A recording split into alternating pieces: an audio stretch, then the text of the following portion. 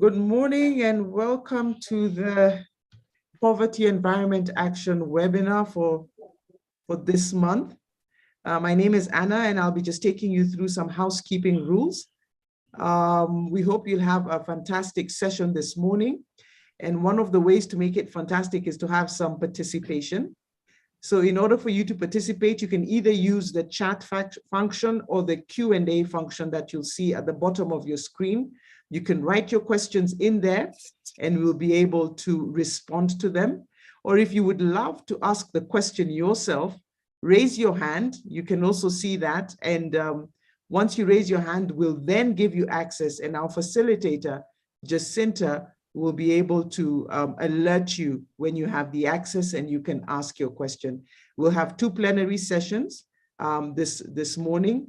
So get ready with your questions and be ready to participate. Thank you very much. Jacinta, over to you. Thank you so much, and welcome our dear colleagues, partners, and stakeholders from across the board. Good morning, good afternoon, good evening from wherever you are. My name is Jacinta Okwaro, and I'm the Project Management Officer for the Poverty Environment Action Project. And I would like to welcome you to this webinar on mainstreaming gender in poverty, environment, and development nexus. At this point, I would like to welcome Anne Jupner, who is the co-manager of the joint UNDP-UNEP Poverty Environment Action Project, to give us welcoming remarks. Over to you, Anne. Thank you very much, Jacinta, and a very warm welcome to everyone. I'm very pleased to give the opening remarks of this webinar today, and just to say that I'm doing that jointly also on behalf of my co-manager Kerstin Stendal from the United Nations Environment Programme. Women constitute the majority of the world's poor and are more dependent for their livelihoods on natural resources that are threatened by climate change, and they remain more vulnerable to the effects of climate change than men. Of the 1.2 billion people across the world who live in hunger, 7 out of 10 are women and girls. Furthermore, women face social, economic, and political barriers that limit their coping capacity. Globally, in these uncertain times, combining hazards, conflicts, climate change, and COVID-19, and as the world looks for ways to strengthen societal recovery and resilience to future shocks and unprecedented pressures on human well-being, it is key to acknowledge the central role women play in building resilience and contribute to stronger societies at large. The UNDP-UNEP Poverty Environment Action for Sustainable Development Goals, or Poverty Environment Action, or PEAR, is a global program with various country and regional projects supporting country-led efforts to mainstream poverty, environment, climate linkages into national development planning, from policy making to budgeting implementation, monitoring, and finance. Poverty Environment Action provides financial and technical assistance to government partners to establish institutional and capacity strengthening programs and carry out activities to address the specific poverty environment context. The project assists government decision makers and a wide range of other stakeholders to manage the environment in a way that improves livelihoods and leads to sustainable growth, with an overall aim to bring about lasting institutional change and to increase investment in pro-poor environmental and natural resource management. Poverty Environment Action has been applying a gender and rights-based approach to integrating poverty environment objectives. It has built on the experience of the predecessor project, Poverty Environment Initiative, to promote gender equality and human rights standards in poverty environment strategies and mainstreaming efforts, including the right to information, public participation in decision-making, and access to justice by poor and marginalized groups.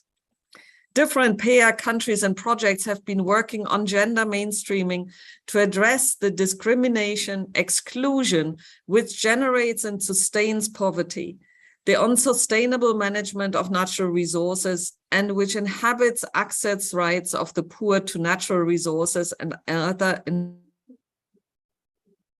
environmental assets. This included strengthening accountability measures and social and environmental safeguards, as well as advocacy for the right to a healthy environment in public debates, the media, and global policies. Over the years, PEA has strengthened its working relationship with partners like UN Women at global, regional, and country levels, which has enhanced gender mainstreaming in the development of gender tools, capacity building, awareness raising, and policy analysis, thereby influencing a number of relevant sector policies. This webinar now brings together PEA countries, technical assistance projects, partners and other stakeholders working on gender mainstreaming in environment and natural resource management sectors to share lessons and approaches on gender mainstreaming in the agricultural sector, in climate budgeting and environmental investments, amongst others. So allow me to thank again all of our partners for their support and dedicated joint work on mainstreaming gender. And I look forward to an informative and engaging hour on these urgent questions and wish all of you an engaging and productive discussion. Thank you very much, and back over to you, Jacinta. Thank you so much, Anne, for welcoming us and for giving us a brief overview and context on the gender work with the work that we do under the Poverty Environment Action. And at this point, I'd just like to give participants an additional overview and context of the gender mainstreaming work that we do at the Poverty Environment Action Project. I'm just trying to share my screen. Anna, let me know if my screen can be seen. Yes, it can. Presentation mode, please. Okay. Great. Yes, thank you so much, colleagues, and welcome again. So the Poverty Environment Action is a joint UNEP and UNDP project, and it operates at country level and global level. At country level, we have 9 projects, and at technical assistance level, we have 6 projects. And the main focus for the Poverty Environment Action is to align budgets, finance, and investments with poverty, environment, and climate change objectives to accelerate SDGs implementation and achievement, to accelerate SDGs achievement. Building on the previous Poverty Environment Initiative project, the main focus encompasses influencing national and, where applicable, subnational budgeting and enhancing strategies for relevant policies and plans. enabling regulatory and physical frameworks, improving evidence-based for demonstrating for impact of poverty, and strengthening public sector capacity, as well as strengthening advocacy for poverty environment mainstreaming and enabling strategic partnerships and improving coordination and complementarity. The next one. So why is poverty environment nexus and poverty environment action important? It's because the focus on the poorest segments of the population bearing the burden of the adverse climate change, of the impacts of climate change, as indicated by my colleague Anne.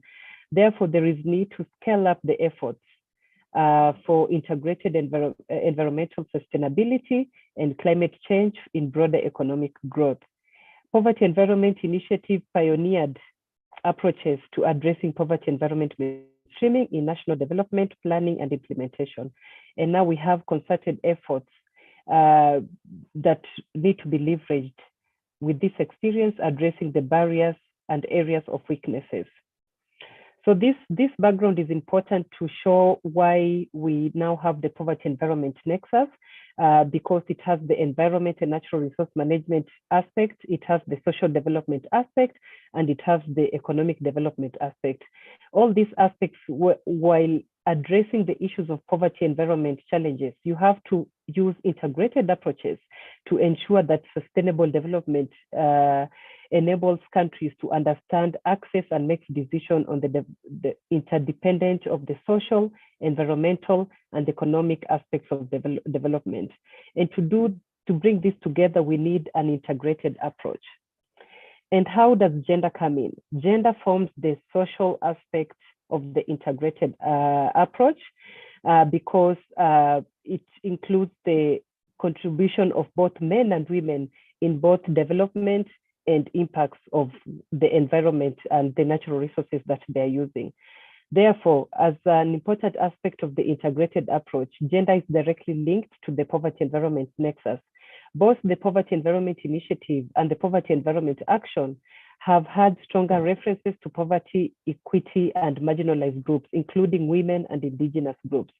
And it has actually shown the importance of partnership in mainstreaming gender, as we have different partners working on the aspects of gender mainstreaming. So how does gender mainstreaming come in poverty environment action? So when we were completing the Poverty Environment Initiative, we had a lot of tools on the poverty environment, on the gender mainstreaming. So using the tools that we had developed under the Poverty Environment Initiative, we used the tools to strongly mainstream into the Poverty Environment Action project document. This includes like taking recommendations that were included in the end of project reporting and in the gender mainstreaming tools that had been developed.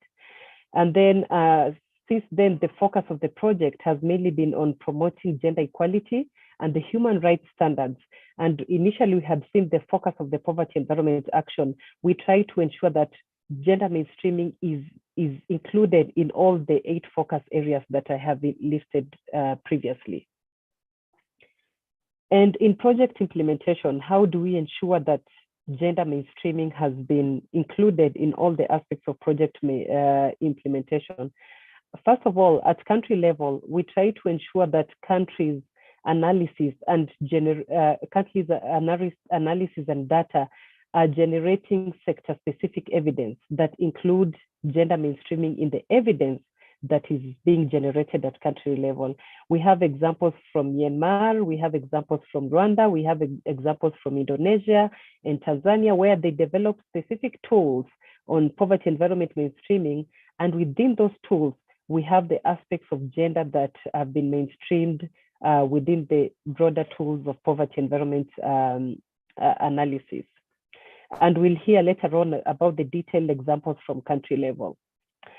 At regional level, we've been providing support on gender mainstreaming to our countries, but at the same time, we have partnerships that we have created with organizations like UN Women that we develop gender-specific data, specifically on the agricultural sector, trying to close the gender gap in the agricultural productivity at a regional level in Africa.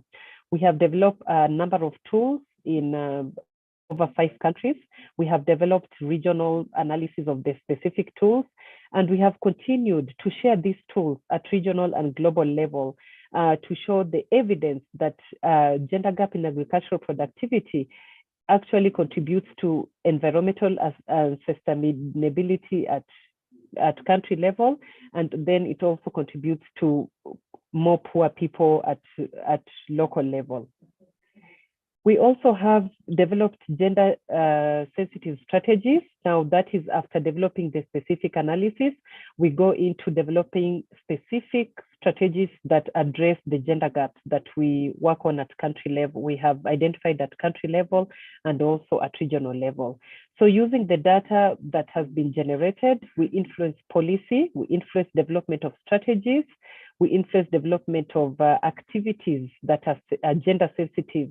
And we have examples that we listen to from Indonesia. We have examples also from Malawi, and we also have examples from Tanzania, where the specific investment priorities focusing also on ensuring that women are included in the strategies that have been developed. So we also try to ensure that gender is mainstream in the monitoring and evaluation. In our monitoring processes, we try not just to count the number of women engaged, but also to count the number of projects that the project has developed that are gender sensitive. So we collect all the information that comes from country level to see how many country projects that are strategic on gender mainstreaming, and then we collect it at a global level to see how we are progressing in terms of gender mainstreaming. We try to identify the gaps in terms of gender mainstreaming at project level. For example, the midterm review that was conducted for poverty environment action encouraged more gender mainstreaming projects and more gender mainstreaming strategies at country level, because at regional and global level we were doing very well, but in some countries there are still some gaps. And since then we've been trying to support some of these countries to ensure that there's gender mainstreaming in the project implementation.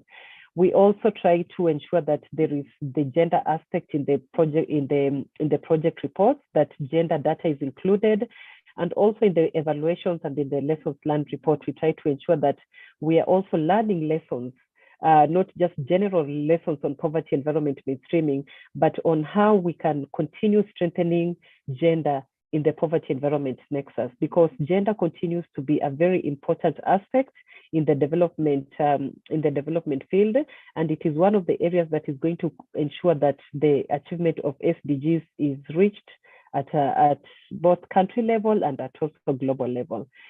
So thank you so much for listening to me, and these are our partners.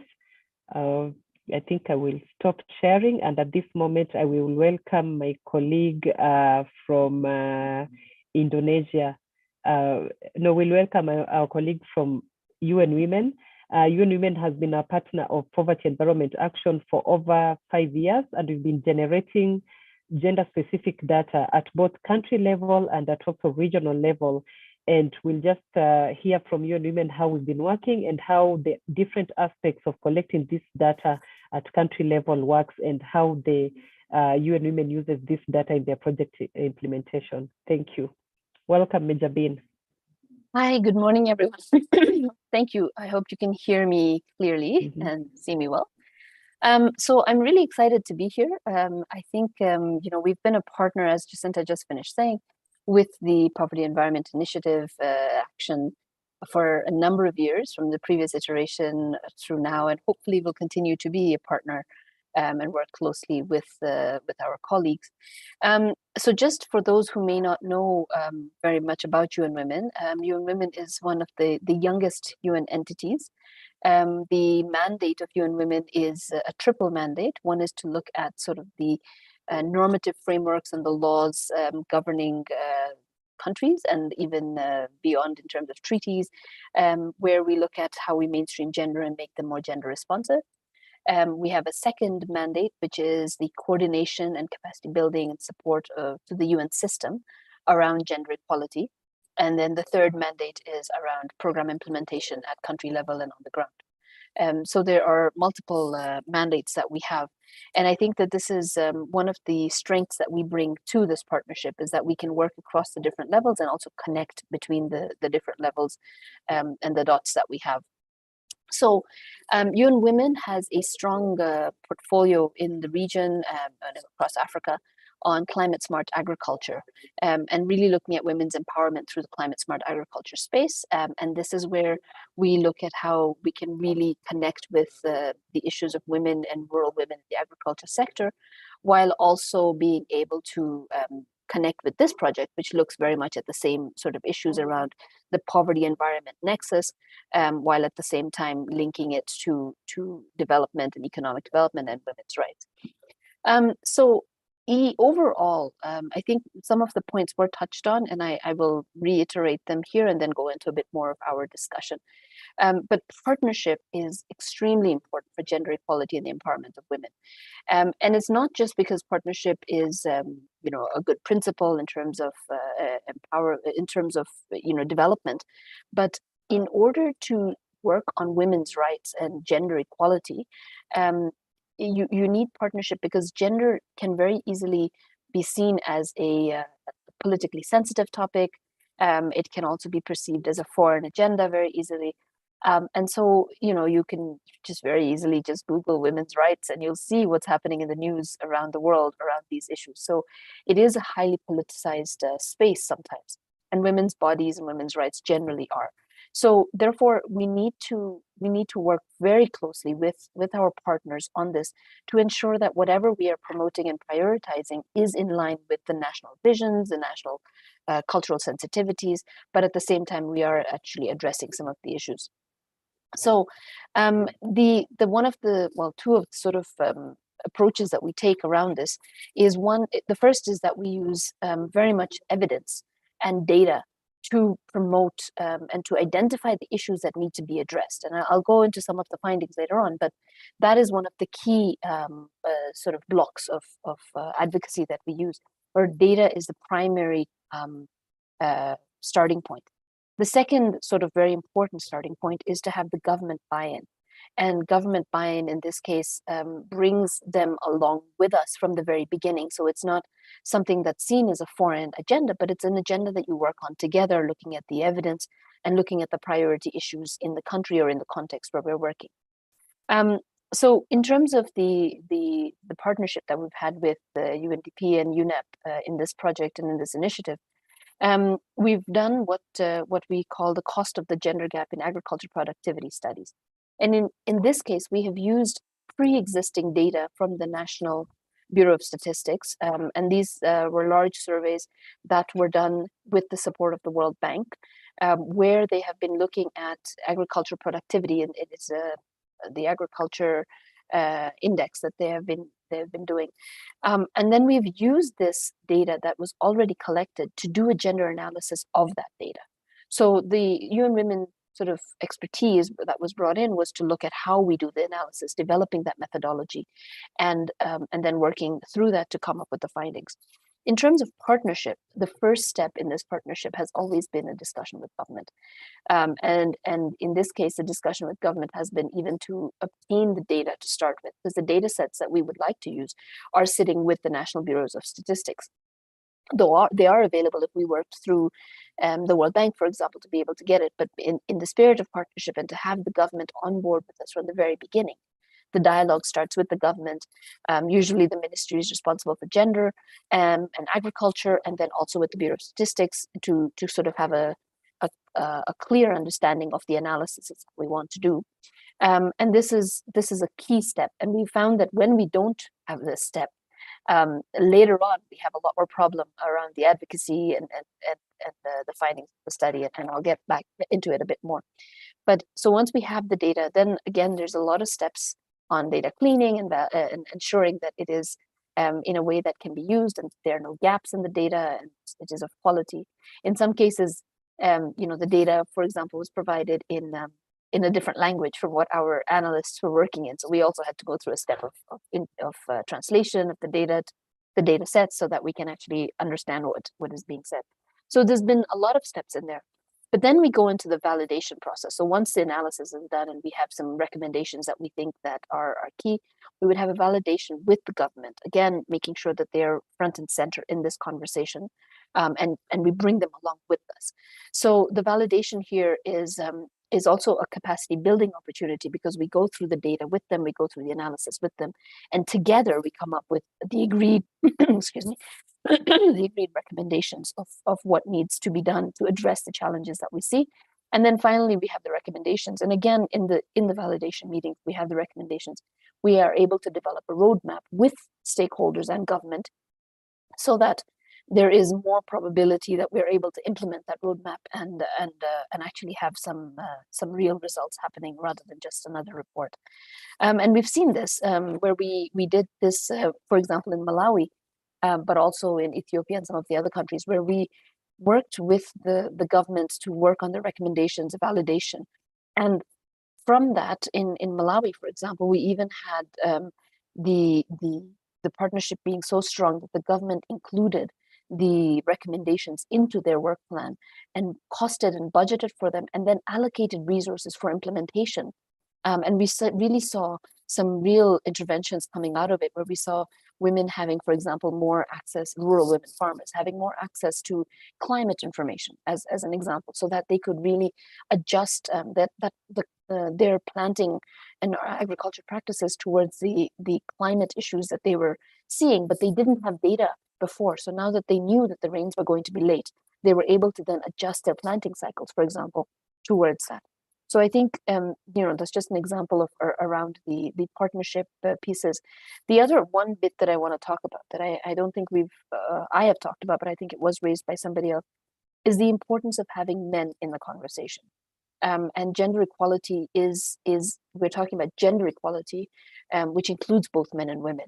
And if we don't engage the men as part of the process, we're missing out half the conversation. So in order to have success around gender equality, it is super important to ensure that we have a balanced approach, where we're working on women's rights, but we're also looking at what that means for the men, and how that the expectations, the fears, and the changes can be addressed. Because as we said, it is a very socially dynamic sort of space. And if we start to change the dynamics, we're changing the centers of power and control, and that can be perceived as a threat, because we're looking at who now makes decisions, who controls assets, who controls resources, and therefore it is very, very important to work in partnership, but with government, with men, and of course women at the center of it all. Thank you very much. I'll stop there. Thank you so much, Najabin, just on time. Thank you for highlighting the two main important aspects of using evidence and data to promote discussion of the issues that are affecting women, and also getting the government buy-in. I think that is one of the biggest challenges that development partners usually face, but at least with this partnership, we've developed very strong working relationships, not just with governments, but with different government departments, including the Departments of Statistics, the Departments of Agriculture, and the Departments of Gender at country level. Thanks for highlighting that. At this point, we'll go to hear more about examples at country level. We have our colleague from Indonesia, Debbie Natalia, who is the project officer of the Poverty Environment Action Project.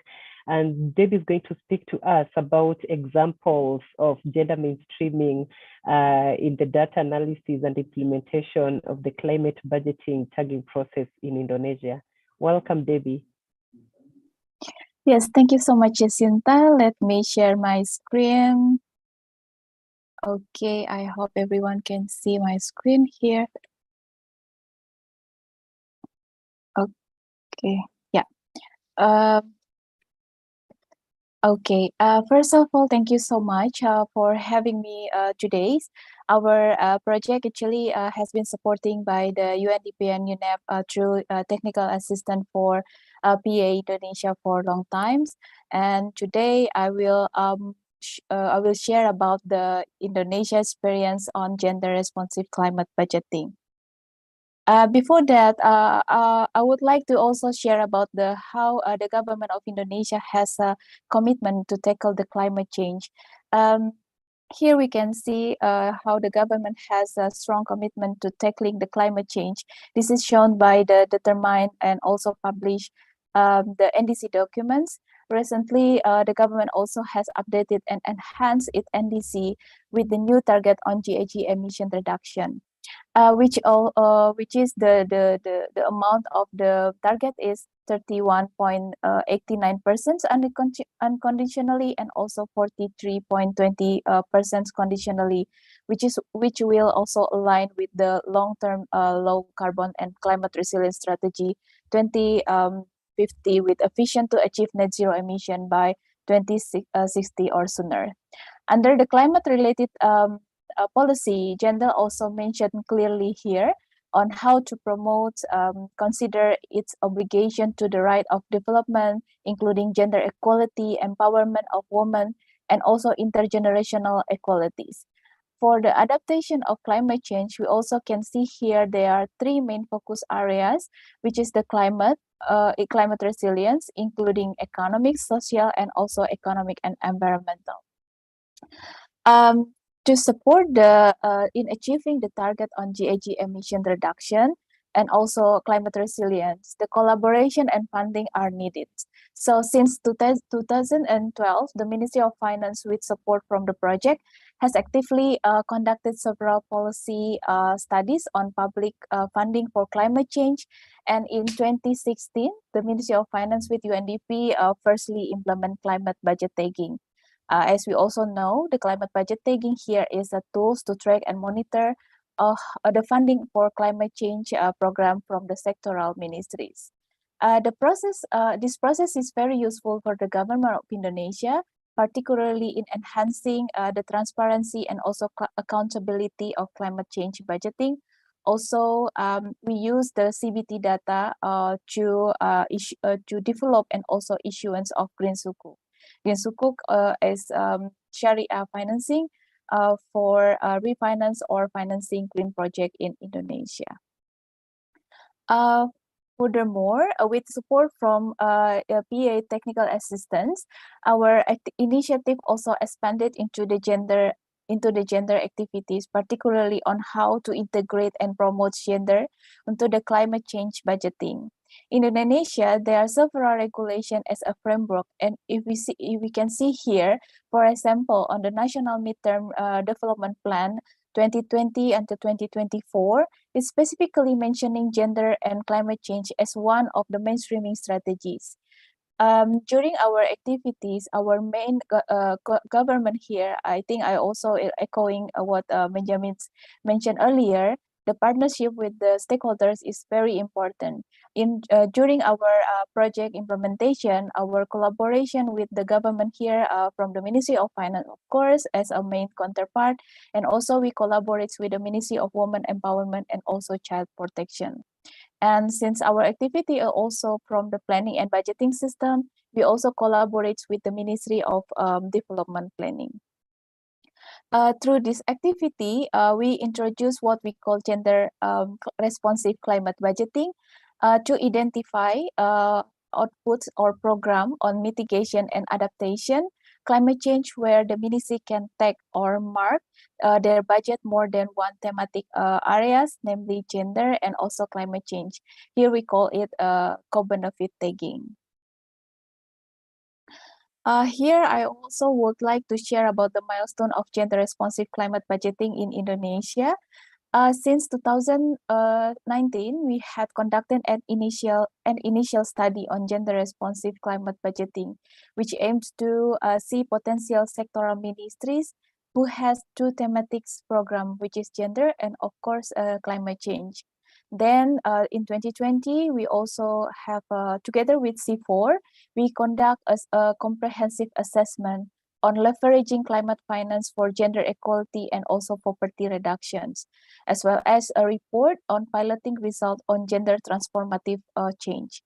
This study assessed 5 climate or environmental financial mechanisms, such as village fund, special allocation fund, etc., to identify gender aspect that has been considered or not. The study also highlighted both challenges and opportunities when it comes to gender-responsive climate finance. There are some of them included the knowledge and capacity for stakeholders still needed, and also coordination between stakeholders, tools and guidance, and also overall gender mainstreaming in planning and budgeting, including the budget tagging system. Then, based on the recommendation, the study recommendation, we considered to have a technical guidance documents for the ministry, for the sectoral ministries on gender responsive climate budgeting, which also include basic indicators to identify gender responsive climate change program. The technical guidance has been developed in 2021 last year, and we also conduct pilot the technical guidance for several technical ministries, and then help them to develop what we call gender budget statement or GPS, and also gender analysis pathway as a tools for them to identify and monitor gender responsive climate change activity. And of course, our effort to promote and gender responsive climate budgeting will not stop there. We continue to expand to, the training to the subnational levels, and also in collaboration with UNDP Bangkok Regional Hub, we conducted a South-South exchange on gender and climate finance in 2 months ago. This is the technical guidance that I mentioned earlier, where the gender basic indicator or gender checklist has been developed to help stakeholders in compiling gender disaggregated data, as well as create a gender budget statement and gender analysis pathway. Here we can see the process from the rapid assessment using gender checklist, and then we collect the disaggregated data, and then prepare GAP or gender analysis pathway, and the last one, prepare gender budget statement. This process is ongoing. Currently, we also move forward to have a piloting on other sectoral ministries, which is the Ministry of Agriculture and also Ministry of Public Works. Lastly, we are also trying to assess a gender and poverty on climate finance instruments. This was a preliminary study and recommended that the government can incorporate poverty countermeasure indicators, for example, basic services, alleviation, and also prevention to climate budget tagging process. The study also recommended to the expansion of current adaptive social protection schemes, such as payment ecosystem services, to broaden their beneficiaries, including poor and vulnerable population to climate change, and also poor population impacted by the disaster. Here we can see the framework for integrating climate poverty and gender indicator in climate budget tagging. From climate mitigation and also adaptation, there are three basic indicators like basic services, alleviation, and prevention. Then we can have another indicators like access, participation, control, and also benefit. Before that, in conclusion, gender mainstreaming into climate budgeting has been convinced by the government to mainstream gender issues into the climate planning and budgeting system. The project has analyzed the result of gender climate budgeting process and suggested a recommendation for government of Indonesia to way forward, particularly on increasing ministries' capacity on climate change and also gender. Lastly, echoing what Benjamin that mentioned earlier, partnership and collaborations with stakeholders, including government, CSO, and other partners, are very important and useful to develop a study and also policy recommendation for further consideration by the government of Indonesia. I will stop here. Happy to discuss further. Back to you, Jacinta. Thank you. Thank you so much, Debbie, by giving us the example of gender mainstreaming at country level. You've actually summarized very well in terms of conducting gender assessments in the climate budget tagging process, developing gender tools, the guidance tools, using the assessments that have been conducted, and then using the gender tools, actually going further ahead to training government departments on the gender planning, and helping and providing technical advisory to governments on developing gender budget statements. I think this is quite concrete work on gender And I do not see, we are now at plenary session, but I do not see any questions on the chat. But just to start off, Debbie, with all this work that has been done in Indonesia, do you foresee any level of impact in the near future, or can you explain to us whether the government has actually increased the level of budgeting specifically on gender issues in the climate tagging processes? Yes, Jacinta, thank you for the question. This is our current activity. Actually, we also support the Ministry of Finance to see the impact on gender, particularly from the financing instrument itself. We already have the Green Sukuk instruments. Then we want to see whether the gender aspect is already incorporated on the instrument or not. And then during the assessment, we want to also encourage whether we can increase the budget, like how we can have a underlying asset from the Green Sukuk, not only from the climate change, but also from the gender aspect as well. That's our current activity, Jacinta. Thank you so much. Okay, partners, colleagues, do we have any questions, any concerns? There was one question that had been raised in the chat box. Okay, yes, someone is asking, kindly share any publication or tools that we have developed. Definitely, we'll be happy to share all the gender tools that the Poverty Environment Action Team has developed. Also, the Poverty Environment Initiative work that we did previously before this project. We have quite a number of tools that have been developed. And then someone also in the chat asked about the question in Malawi. I think it was going to Major Bean. Whether the work in Malawi is under the Poverty Environment Action or the Poverty Environment Initiative. I'll just answer maybe Major Bean, and then you can come in. Just to clarify, the work being done in Malawi is under the Poverty Environment Action. However, the work was developed based on evidence that was developed during the Poverty Environment Initiative. So the tools that we developed under the Poverty Environment Initiative were actually used to formulate the ongoing project that is happening in Malawi. I don't know, Major Bean, if you want to add anything on this. Yes, exactly. So some of the analysis that for Malawi was done under the Poverty Environment Initiative, and then we replicated it in other countries under the Poverty Environment Action. But the analysis of from the initiative was used to inform the Poverty Environment Action work, but also some of our own UN Women work. So we took it also forward in other projects at UN Women. And we were really able to show that there was, so in that work, we were able to quantify the loss because of the gender inequalities in the agriculture sector. We were able to quantify this and link it to GDP. So in some countries, it was almost as much as $100 million of GDP that was being lost.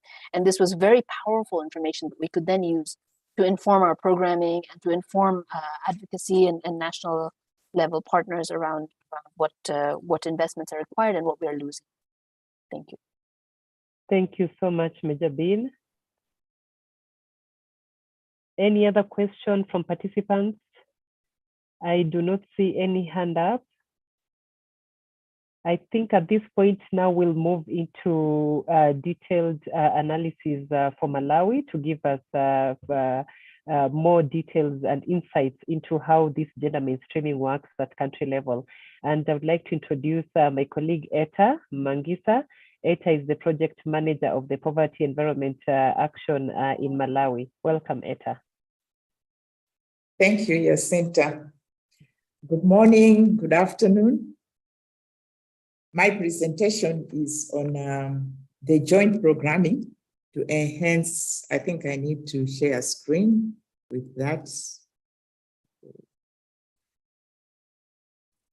Joint programming to enhance gender mainstreaming, a case study for Malawi.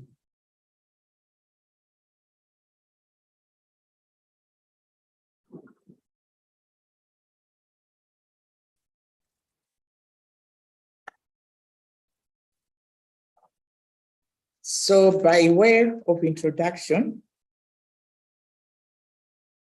the pair phase of the project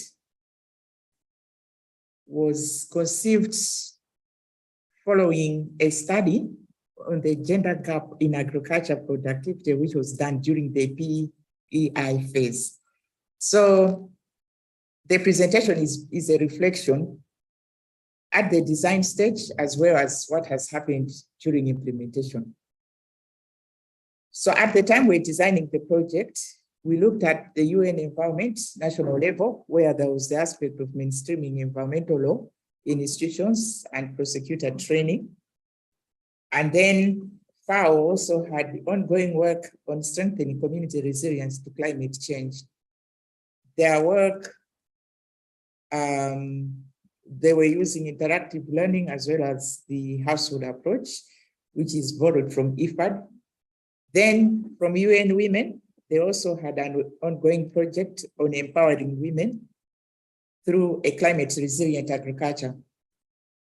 And then for UNDP, UNDP has several projects on environment. So I've just highlighted the ADAPT plan, because when we came to the fair phase, we did some work on the ADAPT plan.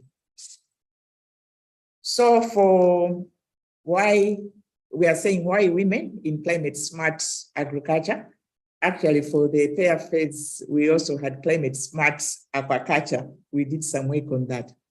That study, when it was done, it came up with the conclusion that because we've left out women,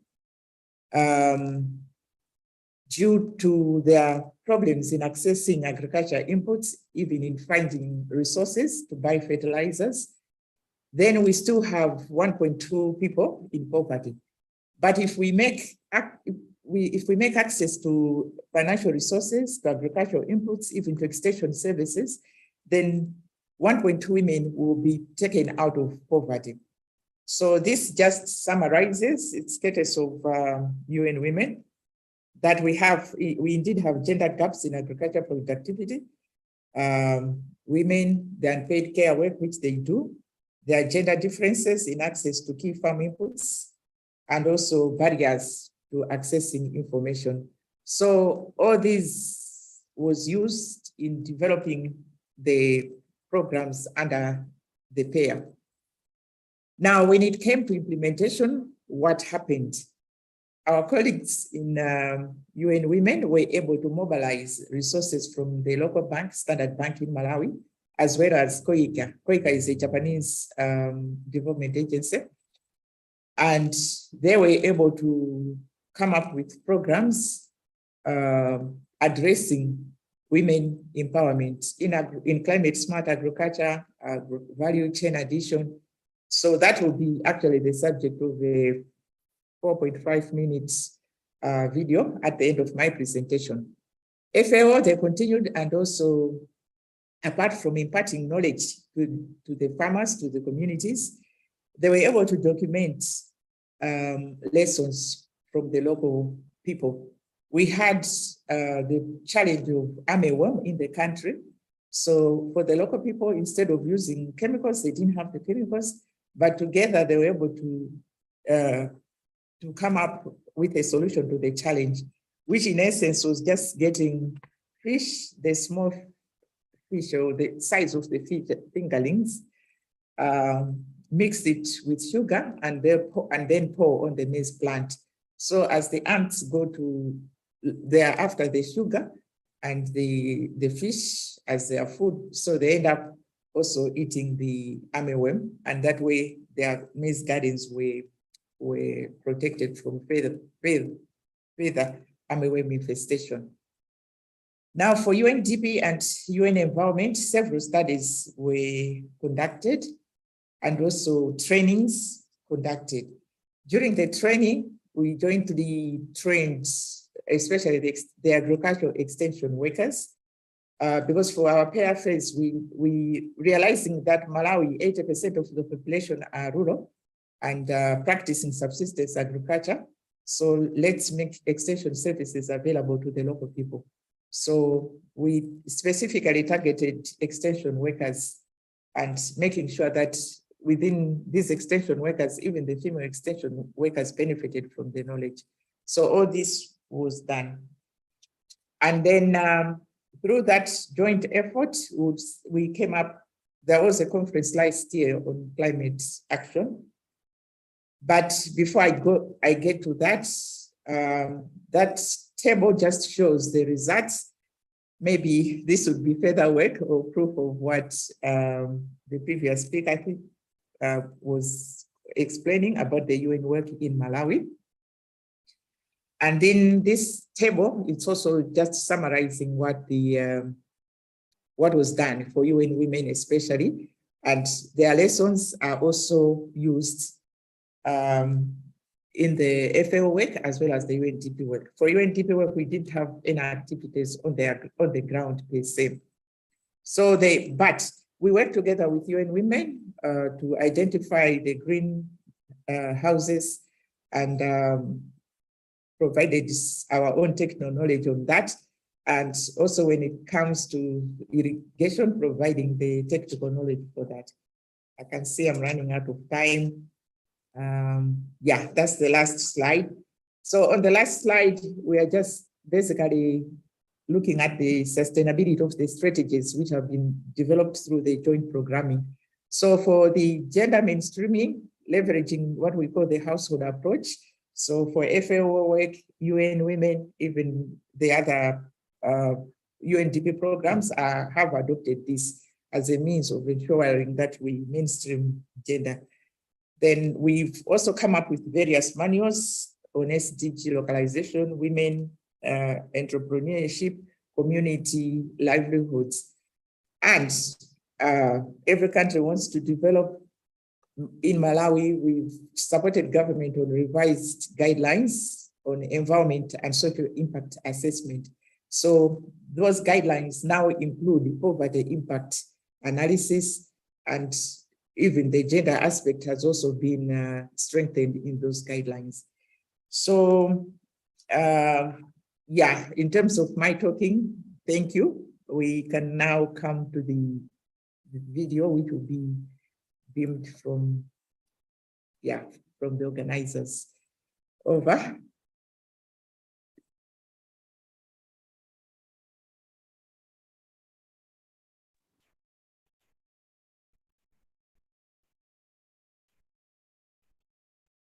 Oh, the sound is not there. But basically, it's closing the gender gap in agricultural productivity. And again, courtesy of UN Women. UN Women Malawi, in collaboration with the Ministry of Agriculture, Ministry of Gender, and Ministry of Industry, is implementing a women economic empowerment through Climate Smart Agriculture project with funding from the Standard Bank Group. UN Women Malawi, through implementing partners African Institute, AICC, and Alex, could you please increase the volume a little bit? Holistic approach to support rural women farmers through agricultural cooperatives and associations. The project interventions are aimed at addressing the underlying causes of vulnerability of women to climate change related risks. We are actually drawing from UN Women's global knowledge, practices and experiences in gender responsive, climate smart agriculture technologies and innovations. We really need to enhance the adaptive capacity of women farmers. The benefits of closing the gender gap are quite substantial. For example, in a country, the sector will contribute, that is the agricultural sector, will contribute about 90 million US dollars per year to the gross domestic product, with the potential of lifting over 238,000 people out of poverty annually. So it is very critical that we work with women farmers, taking into account the negative impact of climate change, but ensuring that we close the gender gap in agricultural productivity. Women farmers are deprived of the knowledge about markets, the knowledge about the production processes of various commodities that are being promoted within the district. So we have the cooperatives that are working with UN Women, and in those cooperatives, we are doing campaign on empowerment of women, and women have been supported in terms of exposing them to markets. Women have been supported in terms of supporting them with inputs. The technical support has been made available in the form of increased access to good quality groundnuts, seed of drought, tolerant and early maturity varieties, as well as groundnuts inoculant through 70 farmers organizations in Lilongwe, Jinji and Nzimba. As AICC, we make sure that we've linked the farmers to input suppliers so that they can get easy inputs, for example, the seed that they plant. Tinalandira mbewu ya ntedza pamodzi ndi inoculant. Project imene isanabwere tinali anthu otsalira kwambiri. Ndipo kadzalidwe kathu kantedza timangozala mzere umodzi line imodzi. Pamene panopa taphunzira kuti ukhoza kulola zambiri pamalo ochepa chifukwa choti tikudzala malaini awiri. Taphunzira ulimi wamakono nengati kusintha kwa nyengo. Kweniso nimkwevira muhwala tikamanyanga kuti tikolole ngwe vikaphafuka nganditi. So tikwati mukuliri muhwala timatikolole ngemakola. Sikazi tuzilengeza kuenerera ndipo zibadenge makwazi khomeni. Koma sokuti ntedzawo amavika mu mankhwala nomatatu na inoculant tesiri madziwa koma tazindikira chifukwa cha kubwera kwa bungwe limene lili. Through the funding from the Standard Bank Group, farmers have also been provided with weather information, which they use to make right decisions in field operations like planting and risk management. In 2020 growing season, the project provided technical support to 4,047 farmers, and out of them, 2,900 are women. The women producers were also trained in the basic technologies that make up climate-smart agriculture and financial literacy. Masambiro yake tikapokera akatisambizya umutingasungira malekodi itu kufuma umutiri milenge kufuma kumunda pakana umutiza mkulira kuti tingasanga makola msika. Komanso tidaphunzira mmene tingapangire business. Tinaphunziranso mmene tingafufuzira misika. Komanso azimayi takhani mwayo mayenda kumapita ngati kuma workshop.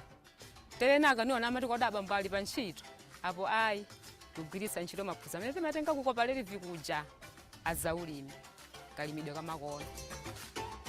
The project is designed to benefit 10,000 women by December 2020.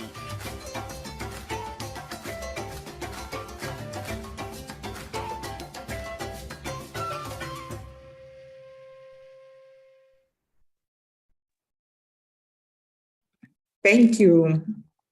Thank you so much, Etta. That was very interesting indeed. And just to summarize what I've learned from your presentation, of course, the importance of partnerships, and where we see in Malawi, the FAO bringing in the technical aspects of addressing technical issues like the armyworms. And then we have UN Women who already have organized women groups that are working at the rural and village area. And then we have the Poverty Environment Action Project, which really supports in terms of doing the analysis and generating the data in partnership with UN Women, and how all these three aspects of organizations and bringing together the work of partnership in gender mainstreaming. Thank you so much, Etta, for highlighting that.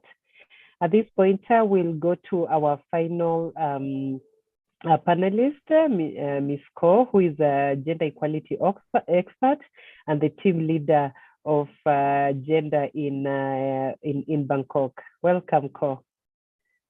Thank you, Jacinta, and hello to everyone.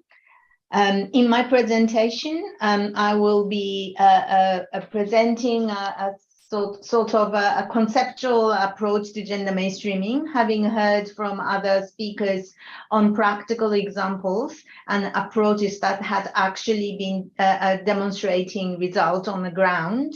I hope that my presentation will serve as a sort of summarizing the good practices into a conceptual framework. But before, well, let me first share my presentation, sorry. And, but before getting into the presentation, just wanted to make sure that we're all on the same page in terms of defining, defining gender equality. So I had a go at defining gender equality as follows. Gender equality means that women's and men's rights, responsibilities, and opportunities will not depend on whether they are born male or female. Gender equality implies that the interests, needs, constraints, and priorities of all individuals, regardless of their gender, are considered with equal value while recognizing intersectionality. Gender equality is not an issue just for women, as often mistaken. Gender equality is actually gender equality should actually be concerned and fully engage men as well as women. I think this point was already highlighted earlier. And equality between women and men is seen both as a human rights issue and as a precondition for an indicator of sustainable people-centered development. So with this, gender equality is being addressed as a development challenge. And I think all the presentations had demonstrated the positive linkages between gender equality and development outcome in areas of environmental climate change.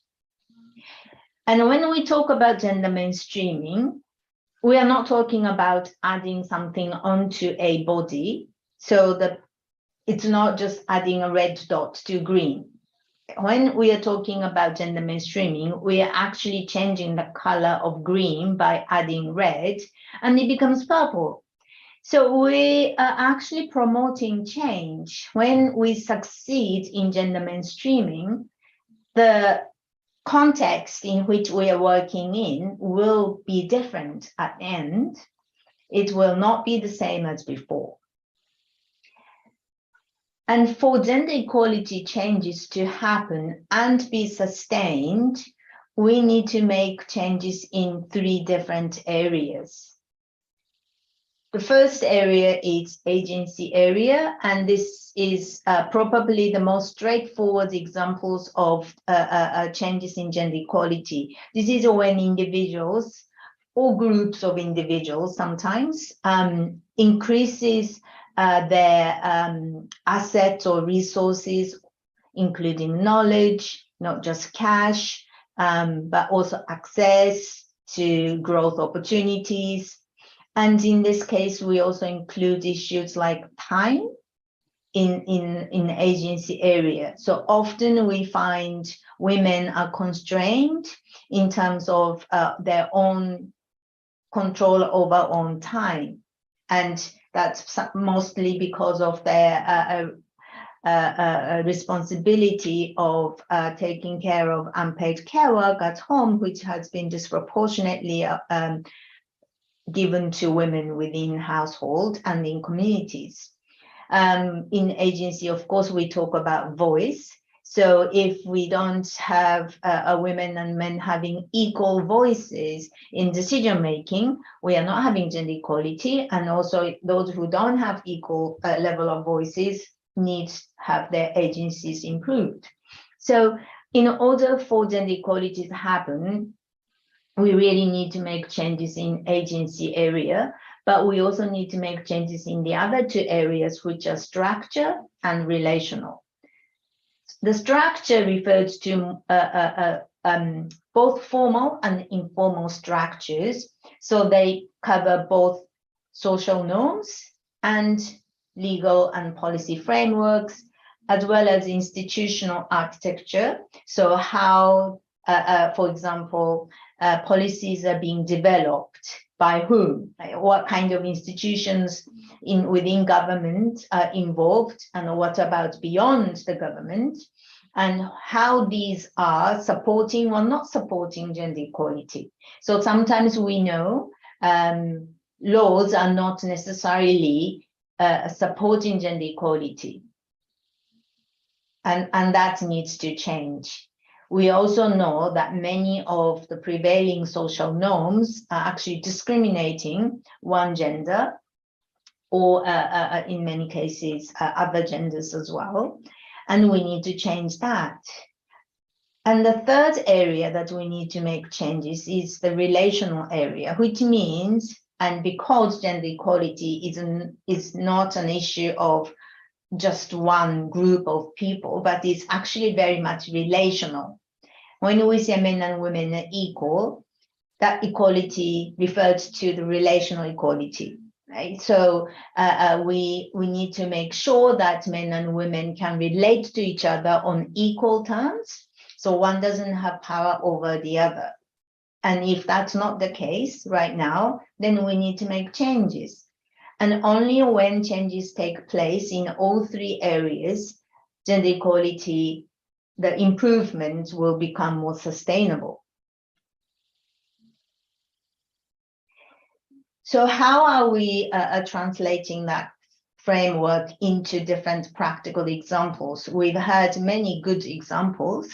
I think in areas of agency, we have seen, for example, from Malawi, the example of women increasing their knowledge and skills and assets, and also leading to most likely cash, and also having more confidence and increasingly engaging themselves in community activities and beyond, so they will have more voice beyond their household. In the domains of structure, we didn't hear so much about loads, but the budget tagging example was a great example of how formal structure that impact on gender equality can be changed.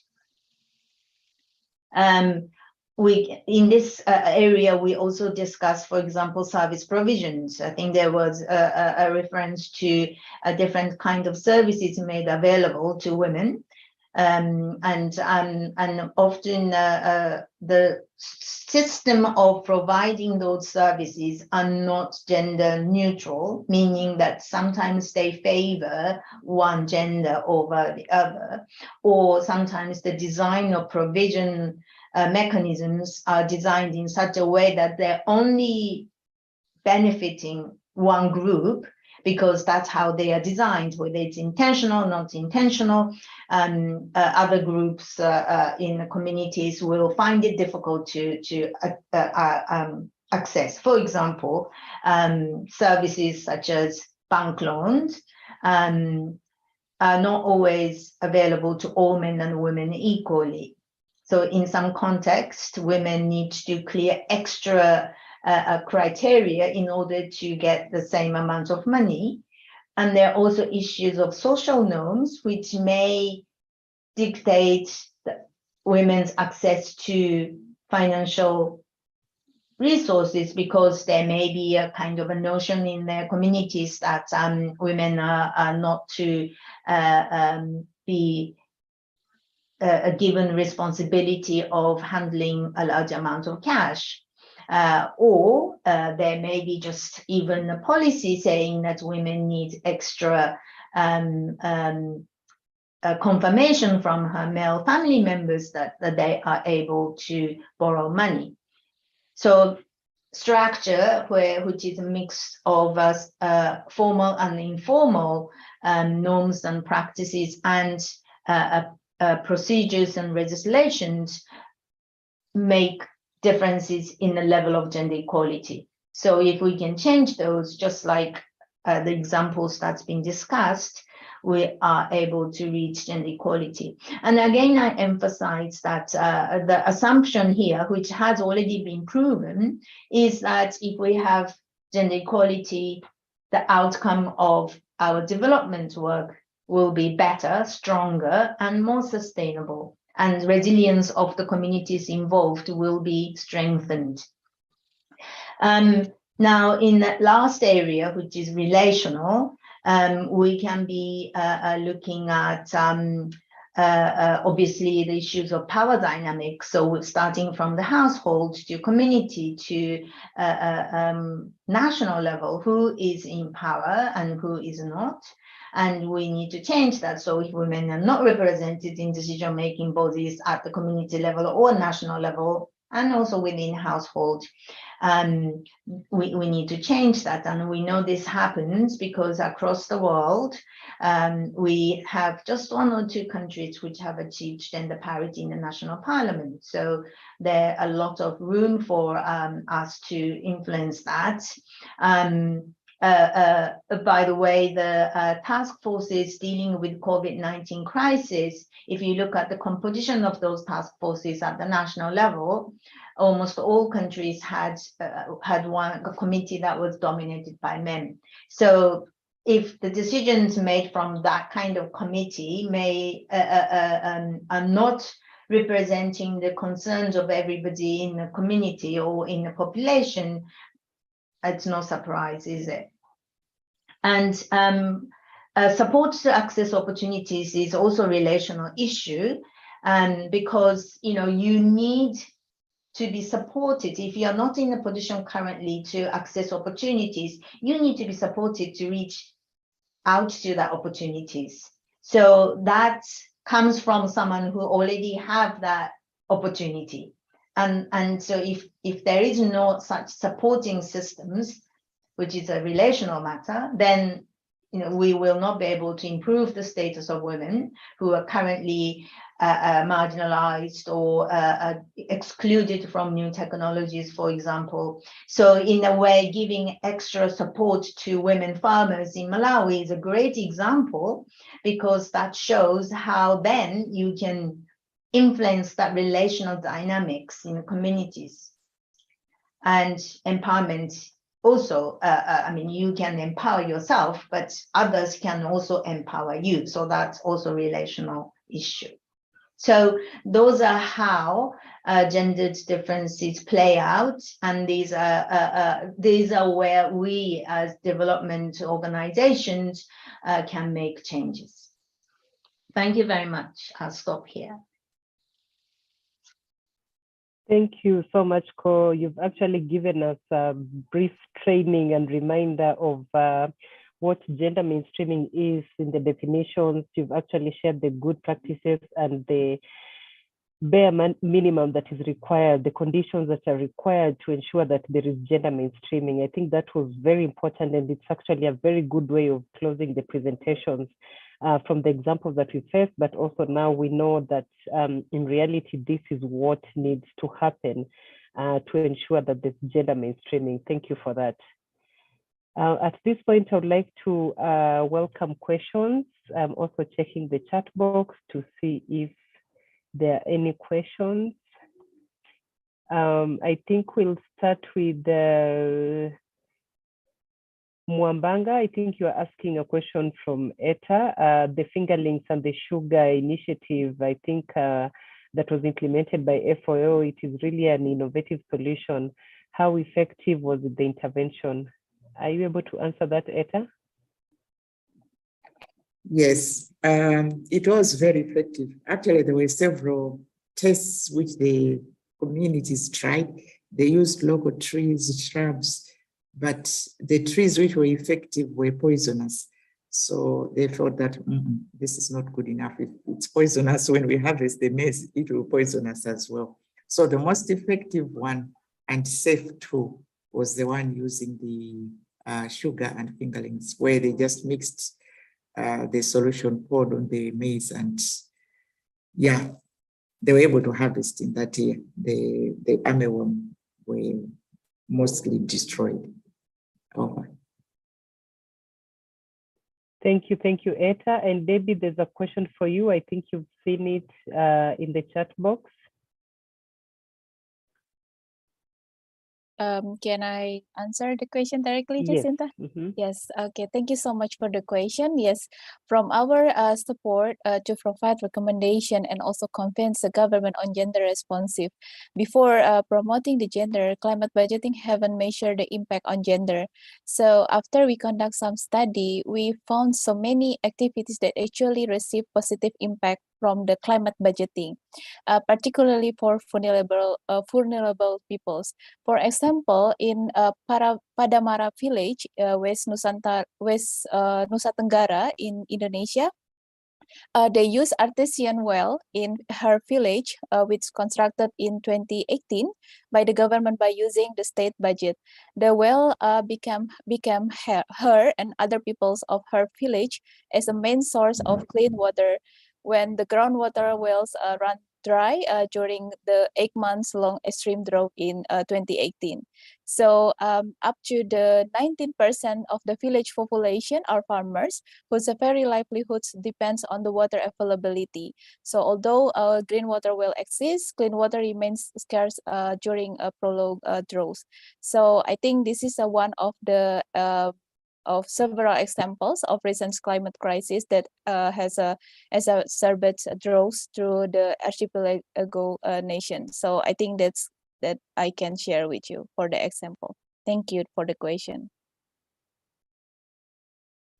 Thank you, Debbie. I hope that was clear. I do not see any other questions in the chat box. I don't know if we have any of the participants with additional questions.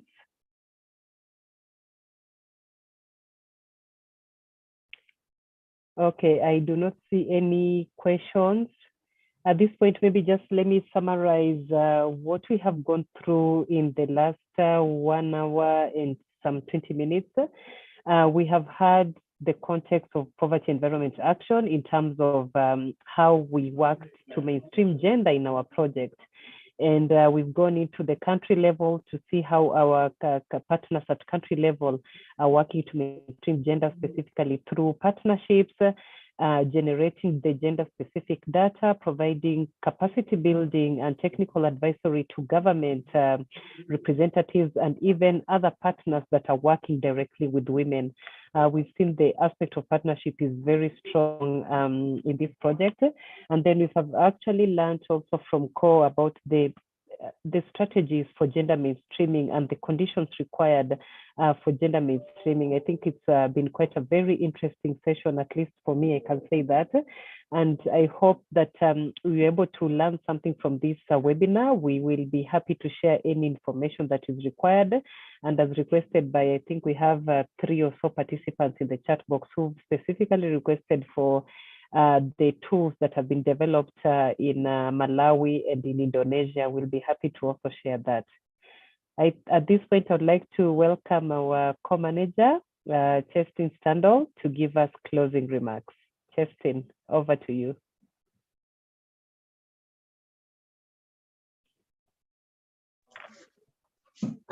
Thank you. Thank you very much, Jacinta, and thank you to everyone. I will, did I raise my hand as well? I'm sorry about that. I'll just leave it on for now. And but I really would like to thank everyone who have both attended as well as presented during this webinar. I think it has shown, and I would like to thank our presenters extremely much for the fact that you have in your presentations, you the complexities that we face when we're dealing with gender mainstreaming at country level. It was also highlighted by our colleague from UN Women that, you know, it's not only about connecting the dots at country level, but of course we at regional as well as international level, we need to be very aware of each other's work and how we bring it together in order to make it more effective. It also shows what we have heard over the last 1.5 hours has also shown that our work is not done. I think we are on the road to making a big difference, and what you are doing is that effort. However, there is much more that we will need to do, and we will need to have a ripple effect. That's why I really do like the fact that poverty environment, even if we are wrapping up these 4 years, we're working very hard on now to have a sustainability and legacy program, so that we will be able to keep both the knowledge as well as the products of our work so far. And we will try to put in place also help desks that will once, as we spread the word, once there is more interest, and I know there will be, of how to do this in practice, how to gender mainstream in practice, how to work with governments, how to work at the local level on gender mainstreaming, involving, and I think it's a very, very important point that was made many times during these presentations, involving men and women. In doing so, boys and girls. So that we have a platform that we can point to where we can say, have a look, this is what we have done so far. These are the knowledge products we have. This is the experience we have. We are happy to guide you further should you want to pick up on this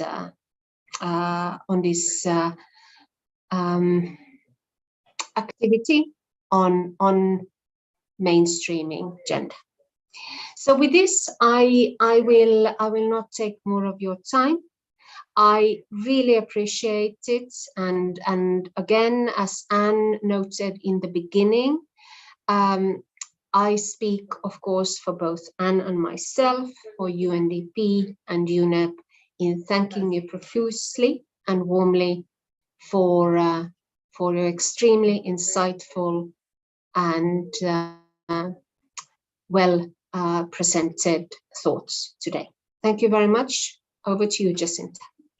Thank you so much, Justin. And as we've indicated, there is still so much to do, and I hope and believe that the conversation will continue. We'll always be available to share knowledge, and we are always very open to also learn from other partners to see what they're doing. Thank you, everyone, and I wish you a good day, the rest of the day. And for those who are already in the evening, I wish you a good evening. Thank you. Bye. Thank you very much. Bye. Bye, everybody. Bye. Bye-bye. Bye, everyone. Bye-bye.